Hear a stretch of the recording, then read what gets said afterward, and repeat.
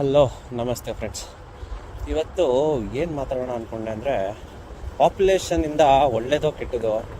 ಸುಮಾರು ಜನ ಹೇಳ್ತಾರೆ ಪಾಪ್ಯುಲೇಷನ್ ಅನ್ನೋದು ಒಳ್ಳೆಯದು ದೇಶಕ್ಕೆ ಒಳ್ಳೆಯದು, ಅದು ಇದು ಅಂತೆಲ್ಲ. ಬಟ್ ನಿಜವಾಗ್ಲೂ ಅದು ಒಳ್ಳೆಯದಾ? ಯಾರಿಗೆ ಒಳ್ಳೆಯದು, ಯಾರಿಗೆ ಕೆಟ್ಟದು? ಬನ್ನಿ ನೋಡೋಣ. ಇವತ್ತು ಇತ್ತೀಚೆಗೆ ನೋಡ್ತಾ ಇದ್ದೀನಿ, ಪೊಲಿಟಿಷಿಯನ್ಸು, ಒಂದಷ್ಟು ಲೀಡರ್ಸ್ಗಳು ಅಂದ್ಕೊಂಡಿರೋರು ಅವರೆಲ್ಲ, ನೀವು ಪಾಪ್ಯುಲೇಷನ್ ಜಾಸ್ತಿ ಮಾಡಬೇಕು, ಇಂಡಿಯಾ ಪಾಪ್ಯುಲೇಷನ್ ಇದ್ದಷ್ಟು ಒಳ್ಳೆಯದು, ಬರ್ತ್ ರೇಟ್ ಜಾಸ್ತಿ ಇರಬೇಕು, ಅದು ಇದು ಆಳು ಮುಳು ಅಂತೆಲ್ಲ ತಲೆಗೆ ತುಂಬ್ತಾರೆ ನಮ್ಮಂಥ ನಾರ್ಮಲ್ ಜನಕ್ಕೆ. ಬಟ್ ಅದರಿಂದ ಯಾರು ಗೊತ್ತಾ ಉಪಯೋಗ? ಬೇಸಿಕಲಿ ಪೊಲಿಟಿಷಿಯನ್ಸ್ ತಗೊಂಡ್ರೆ, ಜನ ಜಾಸ್ತಿ ಇದ್ರೇನು, ಅವ್ರ ಕಂಟ್ರೋಲ್ ಅಂಡರ್ ಇದ್ದಷ್ಟು ಅವ್ರಿಗೆ ವೋಟ್ ಜಾಸ್ತಿ. ಅದು ಎಜುಕೇಷನ್ ಇಲ್ಲೇ ಇರೋವಂಥ ಜನ ಇದ್ದಷ್ಟು ಇನ್ನೂ ಜಾಸ್ತಿ ವೋಟು.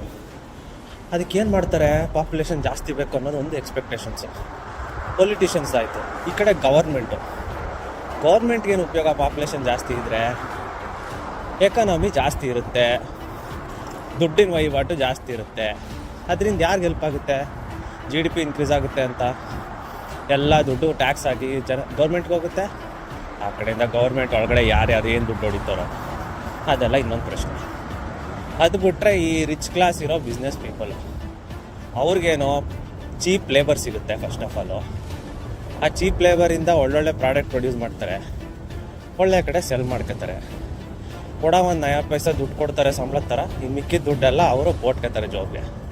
ಧರ್ಮದ ಹೆಸರಲ್ಲಿ ಅಧರ್ಮ ಬುದ್ಧಿ ಹೇಳ್ಕೊಡ್ತಾ ಇರೋವಂಥ ಒಂದಷ್ಟು ಲೀಡರ್ಗಳು ಒಳ್ಳೆ ಧರ್ಮ ಹೇಳ್ಕೊಡ್ತಾ ಇಲ್ಲ, ಈ ಧರ್ಮದ ಹೆಸರಲ್ಲಿ ಕೆಟ್ಟ ಬುದ್ಧಿ ಜನಕ್ಕೆ ಹೇಳ್ಕಟ್ಕೊಂಡು ಅದರಿಂದ ದುಡ್ಡು ಮಾಡ್ಕೊಂಡು ಅದರಿಂದ ಹಾಳು ಮಾಡ್ತಿರೋದೇ ಜಾಸ್ತಿ.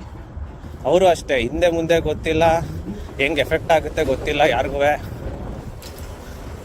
ಬಟ್ ಮಾತಾಡೋದು ಮಾತ್ರ ಊರ್ದ ಮಾತಾಡ್ತಾರೆ. ಪಾಪ್ಯುಲೇಷನ್ ಜಾಸ್ತಿ ಮಾಡಬೇಕು.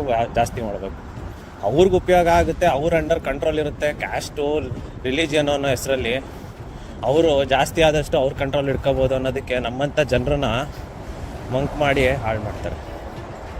ಇದೆಲ್ಲ ಯಾರ್ಯಾರಿಗೆ ಒಳ್ಳೇದಾಗುತ್ತೆ ಅಂತ ನೋಡಿದ್ರಿ. ಬಟ್ ಇವಾಗ ಬನ್ನಿ, ಯಾರು ಕೆಟ್ಟದಾಗುತ್ತೆ ಅಂತ ನೋಡೋಣ. ಯಾರು ಸಫರ್ ಮಾಡೋದ್ರಿಂದ? ನಮ್ಮಂಥ ಸಾಮಾನ್ಯ ಜನರು. ಏನಾಗುತ್ತೆ ಇವಾಗ ಪಾಪ್ಯುಲೇಷನ್ ಜಾಸ್ತಿ ಆಯಿತು ಅಂದರೆ ನಾರ್ಮಲಾಗಿ ಏನಾಗುತ್ತೆ? ಕಾಂಪಿಟೇಷನ್ ಜಾಸ್ತಿ ಆಗುತ್ತೆ. ಕಾಂಪಿಟೇಷನ್ ಜಾಸ್ತಿ ಆಯಿತು ಅಂದರೆ ಕೆಲಸ ಸಿಗೋದು ಕಷ್ಟ ಆಯಿತು ಅಂತ ಅಂದರೆ ಪಾವರ್ಟಿ, ಬಡತನ ಜಾಸ್ತಿ ಆಗುತ್ತೆ. ಬಡತನ ಜಾಸ್ತಿ ಆಯಿತು ಸೊಸೈಟಿಲಿ ಆ ಇನ್ಸ್ಟೆಬಿಲಿಟಿ ಸ್ಟಾರ್ಟ್ ಆಗುತ್ತೆ, ಅದರಿಂದ ಕ್ರೈಮ್ ಸ್ಟಾರ್ಟ್ ಆಗುತ್ತೆ. ಸುಮಾರು ನೆಗೆಟಿವ್ ಆಸ್ಪೆಕ್ಟ್ಸೇ ಜಾಸ್ತಿ ಇದೆ. ನಮ್ಮ ಇಂಡಿವಿಜುವಲ್ ಏನು normal middle class, normal individuals ಇದ್ದೀವಿ, ಸಾಮಾನ್ಯ ಜನರಿಗೆ ಬೇಕಾಗಿರೋದೇನು? ನಮ್ಮ ಫ್ಯಾಮಿಲಿ, ನಮ್ಮ ಮಕ್ಕಳು ಎಲ್ಲ ಆರಾಮಾಗಿದ್ದೀವಪ್ಪ, ಎಲ್ಲರೂ ನೆಮ್ಮದಿಯಾಗಿ ಊಟ ತಿಂಡಿ ನೀರು ಎಲ್ಲ ನೆಮ್ಮದಿಯಾಗಿ ಸಿಗ್ತಿದೆಯಾ, ಇಷ್ಟೇ ಬೇಕಾಗಿರೋದು ನಮ್ಮ ಜನಕ್ಕೆ. ಬಟ್ ಅದೆಲ್ಲ ಯಾವುದೂ ಸಿಗಲ್ಲ ಗುರು. ಪಾಪ್ಯುಲೇಷನ್ ಜಾಸ್ತಿ ಆದಂಗೆ ಎಲ್ಲದಕ್ಕೂ ಸ್ಕೇರ್ಸಿಟಿ ಜಾಸ್ತಿ ಆಗ್ತಾ ಹೋಗುತ್ತೆ. ಎಲ್ಲಿಂದ ತಗೊಬರ್ತೀರಾ? ನೀರೆಲ್ಲಿಂದ ತರ್ತೀರಾ?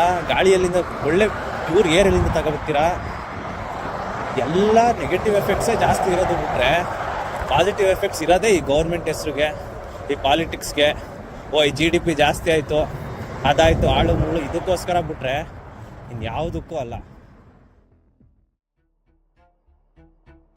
ಓಲ್ಡ್ ಏಜ್ ಪಾಪ್ಯುಲೇಷನ್ ಜಾಸ್ತಿ ಆಗ್ತದೆ ಜಪಾನಲ್ಲಿ, ಇದೆಲ್ಲ.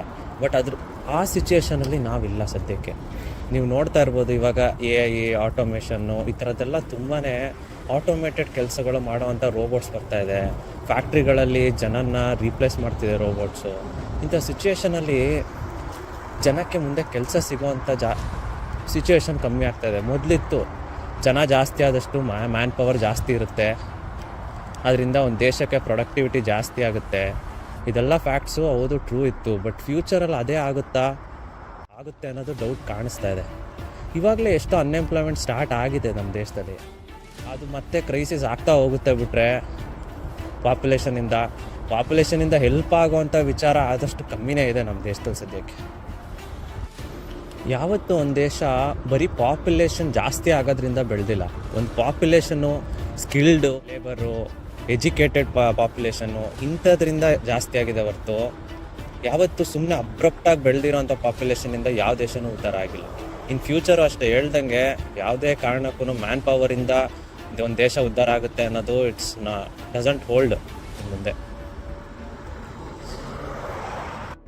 ಅದೇ ಅದೇ ಇನ್ನು ಕೊನೆಯದಾಗಿ ಹೇಳೋಕ್ಕೆ ಇಷ್ಟಪಡೋದು ಇಷ್ಟೇ, ಪಾಪ್ಯುಲೇಷನಿಂದ ಸ್ಟ್ರೆಂತು ಈ ಪೊಲಿಟಿಕ್ಸ್ಗೆ, ಗೌರ್ಮೆಂಟ್ಗೆ, ರಿಚ್ ಕ್ಲಾಸ್ಗೆ, ಈ ಥರ ಒಂದಷ್ಟು ಇಲ್ಲಾಜಿಕಲ್ ಲೀಡರ್ಸ್ಗೆ ವರ್ಕ್ ಆಗುತ್ತೆ ಬಿಟ್ಟರೆ ನಮ್ಮಂಥ ಜನಕ್ಕೆ ಸಫರೇ ಅದು ಆಗೋದು.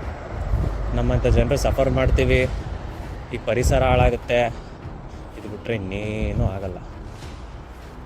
ಇದ್ರು ನಾವು ಯೋಗ್ಯರಾಗಿದ್ದೀವ, ನಾವು ಮಕ್ಕಳು ಮಾಡ್ಕೊಂಡ್ರೆ ನಾವು ಯೋಗ್ಯರಾಗಿ ಮಕ್ಕಳನ್ನ ಬೆಳ್ಸೋಕ್ಕಾಗುತ್ತಾ, ಎಷ್ಟು ಜನನ ಬೆಳ್ಸೋಕ್ಕಾಗುತ್ತೆ, ಅದನ್ನು ತಿಳ್ಕೊಂಡು ಆ ಯೋಗ್ಯತೆನ ತಲೆಯಲ್ಲಿ ಇಟ್ಕೊಂಡು ಬೆಳೆಸ್ತಾರಲ್ಲ ಅದು ಇಂಪಾರ್ಟೆಂಟು.